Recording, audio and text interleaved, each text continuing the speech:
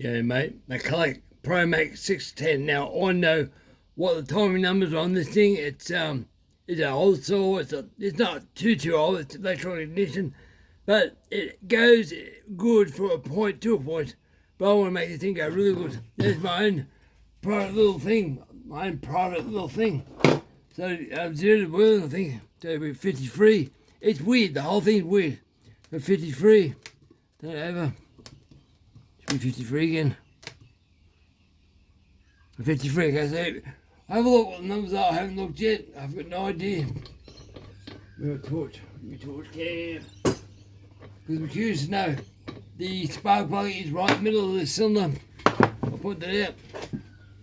It goes right down through here. So just having that will add power. I haven't worked out the squish yet. Want to know what the intake and all that, so I'll show you as I go because it is a weird saw. But I think I can make power of this thing. So we're looking at the exhaust right now. As I said, I haven't done this yet. I want to see what I can do. This exhaust is light. There's exhaust. Now I can't really work out how I can map this part. And I'll show you why in a second. Best I can do is when the light comes through. There. Just there. So that's what? 105, okay? 105. Now I'll show you why. It's got an exhaust through a bit like a Victor lawnmower. If I can show you that. I don't lay it over because I'll knock the wire. Try and zoom in. There's a dimple at the very top there. There you go. See that dimple? And it opens up first. The second part that opens up on this cylinder. I'll show you that. There's the thing. So I'll wind a bit more until I see more light where I normally would open up. So about there, I think. So 102. So the first 111, 110, and 111. So no, 110. Yeah, 111. So that's weird. So back up. Well, it was the first time.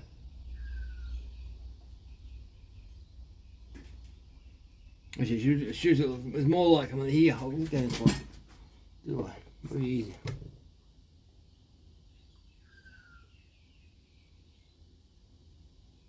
Well, the light disappears just there. That's what the number will be, okay? So it's completely different. So what we'll do from that, it's 78 degrees, and I go to where a point where it normally open all the way. Be a better way, I think.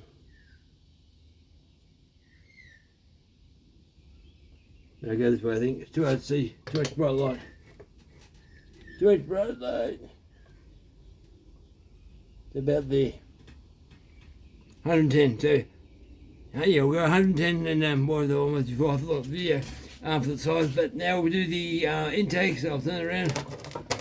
Get the intake. I made this really hot sauce one. Nice. The girl goes up, gets up in boogies. So turn it around. So it's not a perfect motor, but it's a pretty good motor, and it had water in the cylinder, so it's been sitting around for a long time. Which it's got a flat floor, beautiful flat floor, which I like. It's open up there. Show you that. It's cracking, so it's nice and flat and broad, beautiful the way it sucks in, and it's got an arch top of the cylinder. I'll do it if I can get this thing to work. Come on, mister, work. Alright, like that, I'll do it manually. So there's the arch, top of that cylinder there. There you go, there's the arch. That I can probably go up a bit in this, but I'll go down to, I'll work out the numbers of that. That's right. This is stock standard, hopefully. It hasn't been plugged before, but the cylinder has been off because it's got silicon on the base gasket and the silicon see-through, so make sure it's just right.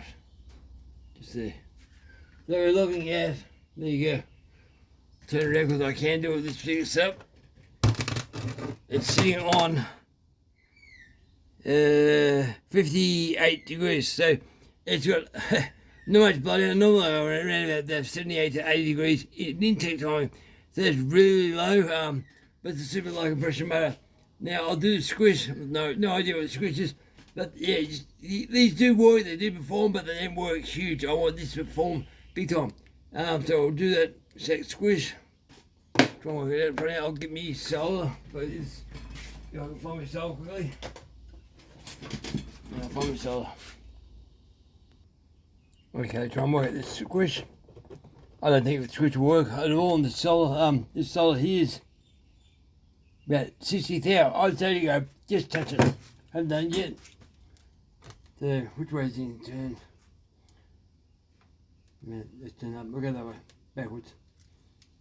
Let's try to flatten the, I've cut the solar, I might cut a bit more than that actually. Cut a little bit more off, because it's not flat. So this is perfect now. So I'll go back in. Because this spark plug goes straight in, a bit different too, guys. I'm at the wall. Just kidding. Wow. A very minimal squish, so I'm going to have to modify that. I think I'll TIG weld the roof of the cylinder. I know it can be done, it's a pain in the ass, but if I want more compression, it's the best way to do it. It's clamshell setup. Well, I measure that, probably know.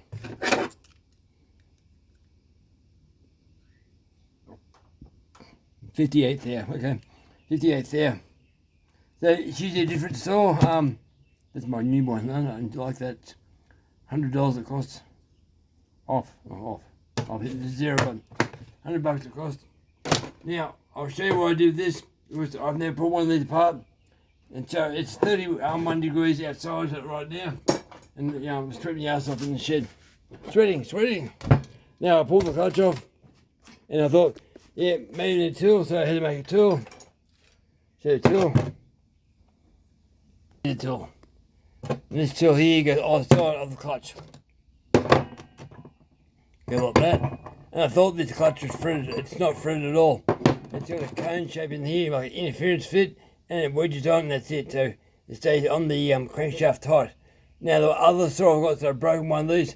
I think they hit it with a hammer trying to undo this thing. It was stuck on there, guys. It's stuck something terrible.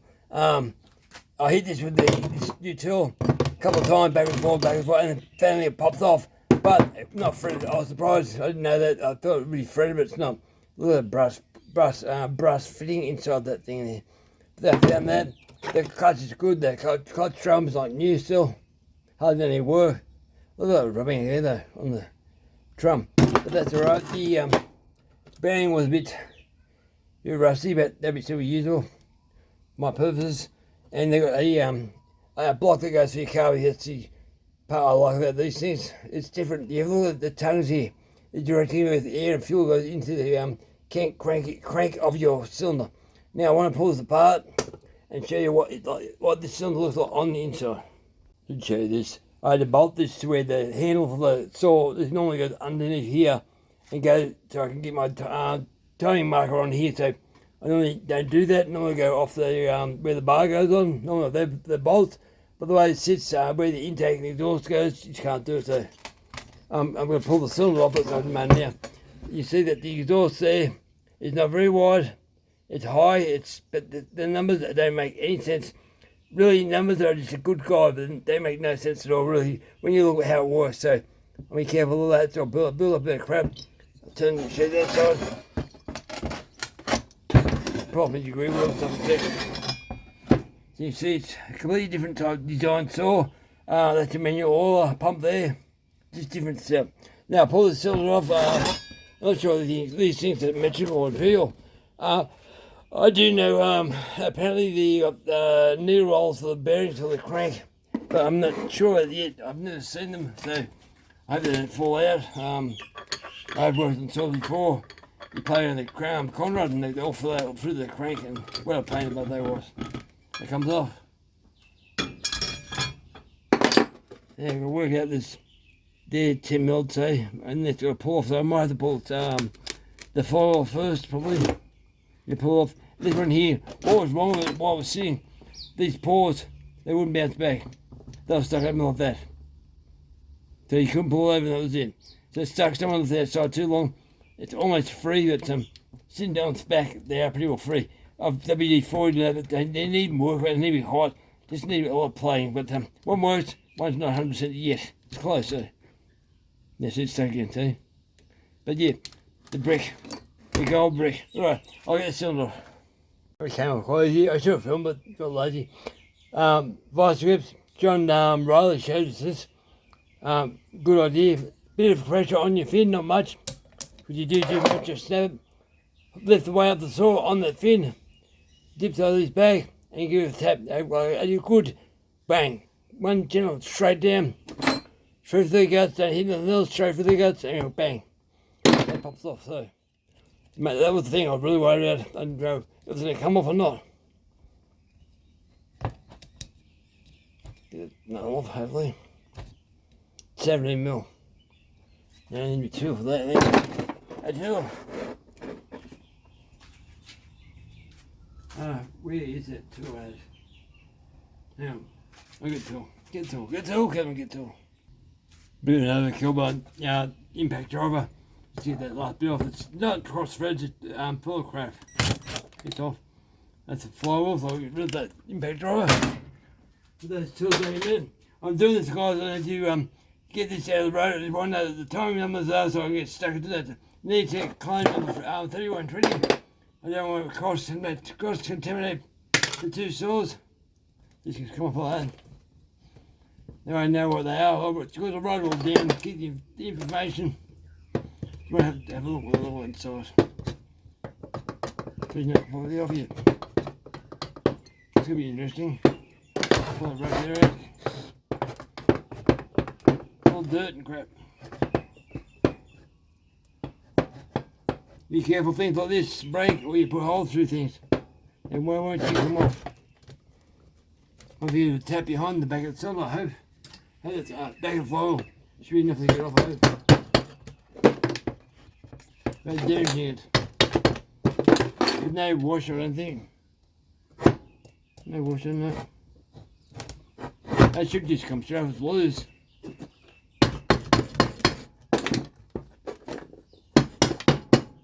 Old saws are a different kettle of fish.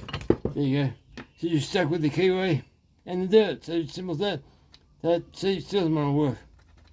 One works, one doesn't. There's no rusty on the spring. The spring's still there. It's just too much rust in the pin. I put that so. Then that's off. Make sure the kiwi comes out. Or maybe it's stuck in there too. Kiwi. Hot guys, hot. I thought, gee, you guys are getting cold now in America, really cold. Australia's saying real hot. That's a real wide kiwi. Don't know if I want to fit the same as that. So that goes like that. I'll be 10 mils.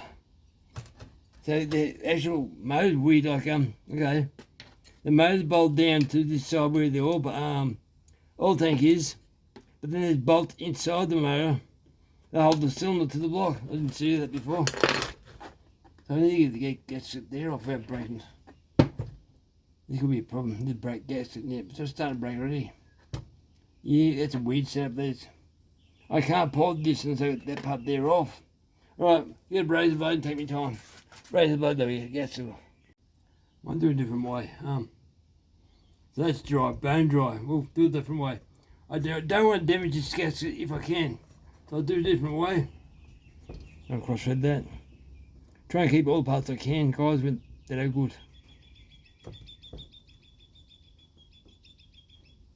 Come on, go in the hole.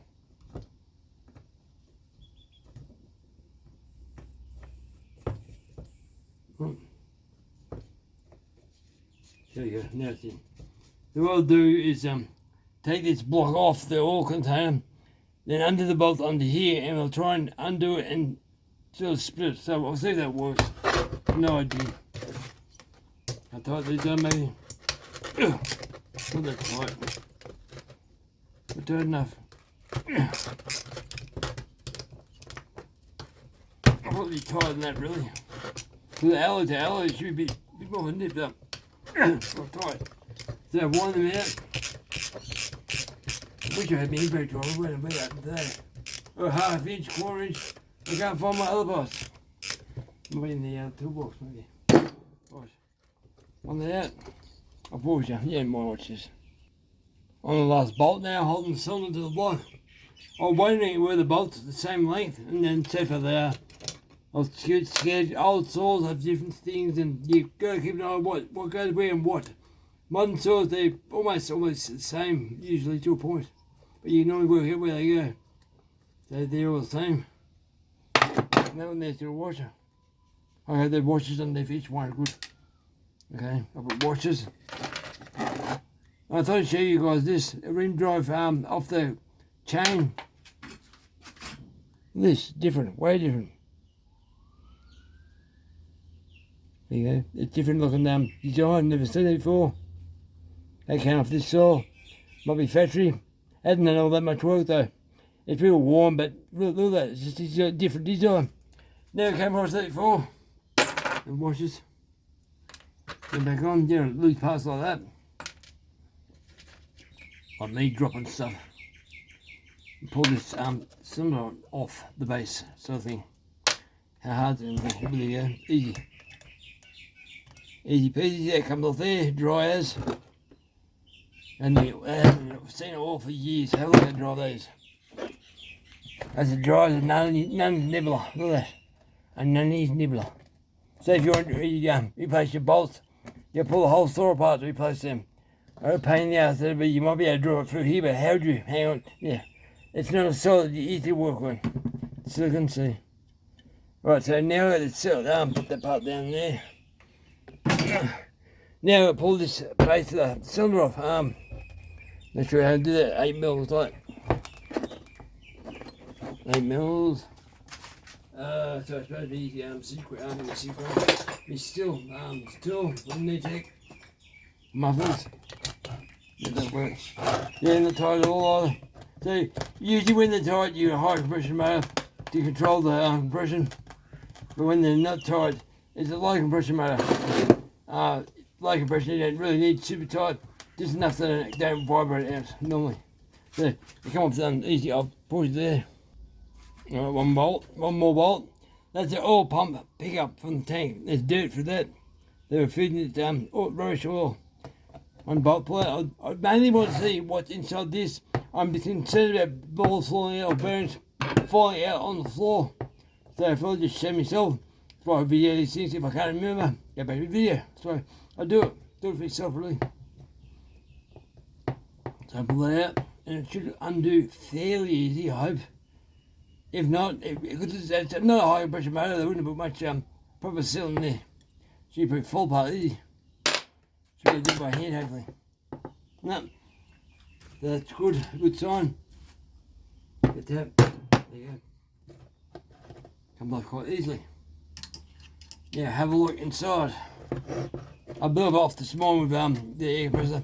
So I'll crack the back here, and hopefully I'll crack the front here and pull that gasket off. So it's done the bend. Of that, and hopefully I'll be able to peel it off, I hope. I doubt that very much. I think we give me enough movement in this saw. Do that. No. It's stuck on good. Stuck on. Lift it up like that, maybe. It's starting to come. Don't rush it, Kevin, don't rush. There you go, came off easy. So I'll show you that. A bit of it came apart here, but how else do you get these things off? If you can't find parts, I think you can buy these, but if you can't find parts, what we're meant to do, you know. So pull the piston out. So it's got one massive bearing.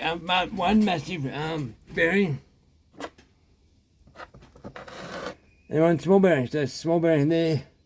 That's the flywheel side, and that's the clutch side. So the stock stand saw I've got has an air leak, and I thought it'd be coming from this side, but I was wondering what it had for a crank seal. I've no idea. I haven't seen parts to sample yet for these, so I just pushed in there. That should pop out now. No argument. Is there a gasket here? I don't think there is. I think it's a glue. I think. Got that off. Nothing special on that. Same shell. There's roller bearings in here. So the first thing I'll fall apart is this conrod. If you go too hard, that'll blow apart, and yeah, it won't last. But interesting to have a look. I was wondering if we'd have something that fit this a modern thing. So, there's the seal, crank seal. Then you push it over the top of that cap. That's alright. Nothing special. It's falling apart. That would be good though. I wonder if I can get one of those brand new, I hope. Let's start here. Yeah, it still comes off very easy. So hopefully I get a couple of sets of these, not sure yet. And this right here, what's on this, it's a rear bearing. Alright. I'd say it's a knee roll bearing in that.